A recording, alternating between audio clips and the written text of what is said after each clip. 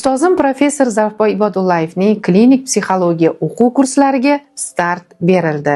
Ya'ni mutaxassisligi bo'yicha yangi kasbiy yo'nalish beruvchi qayta tayyorlov o'quv kursiga. Bu kursimiz shu yilning 5-fevral kuni boshlanadi. Kursimiz 4,5 oy davom etadi. Bu kursda siz nimalarni o'rganasiz? Klinik psixologiyaning asosiy maqsad vazifalari, ruhiy salomatlikni asrash va tiklash maqsadida sog'lom hamda bemor insonlarga psixogigiyena, psixoprofilaktika, psixodiagnostika, psixoterapiya va psixoreabilitatsiya yordamlarini ko'rsatishdan iboratdir. Ya'ni siz oq xalatni kiyib tibbiyot sohasida ishlashingiz mumkin. Bu kursda kimlar o'qiydi?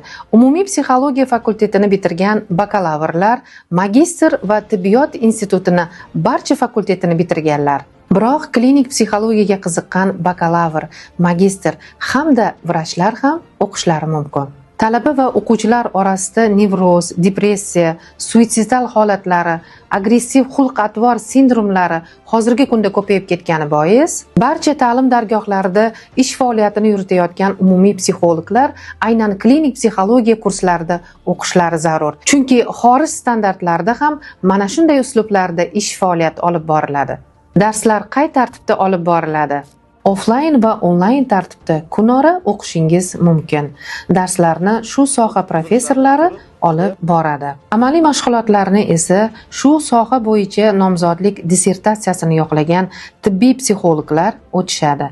Masalan, insult kasalligida bemorlar psixologiyasi assistenti offline va onlayn formatda o'tadi. Nazariy darsdan so'ng viloyat va shahar shifoxonalarida yoki xususiy klinikalarda moderator vrachlar va tibbiy psixolog mutaxassislar nazoratida olib boriladi. Bu kursni qanchalar kutganimni bilasizlarmi? Shuning uchun ham bu kursga birinchilardan bo'lib yozildim. Bu kursni o'qishni hammaga tavsiya qilib qolaman.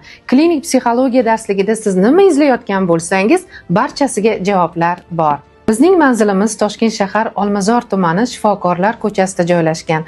Hoziroq ushbu raqamlarga bog'laning. Sizga esa to'liq ma'lumotlar beriladi. Shu yilning 5-fevralida siz azizlar bilan darsda ko'rishguncha